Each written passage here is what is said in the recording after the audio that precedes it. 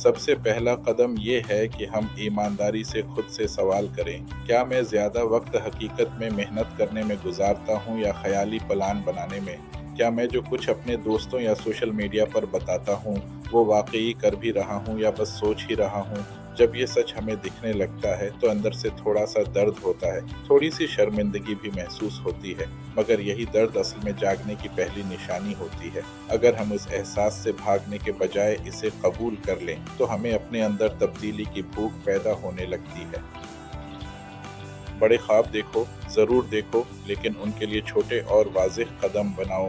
اگر تمہیں کسی فیلڈ میں آگے بڑھنا ہے تو خود سے یہ نہ کہو کہ میں بہت بڑا اسٹار بنوں گا، بلکہ یہ کہو میں آج 1 گھنٹہ اپنی اس اسکل کو دوں گا۔ اگر تم فٹ ہونا چاہتے ہو تو پہلا قدم یہ نہ ہو کہ میں 1 مہینے میں ہیرو جیسا جسم بنا لوں گا، بلکہ یہ ہو کہ میں روز صرف 30-42 منٹ واک ضرور کروں گا۔ جب چھوٹے قدم واضح ہوتے ہیں تو وہ دماغ کی فلم نہیں بنتے، وہ آہستہ آہستہ حقیقت بننے لگتے ہیں۔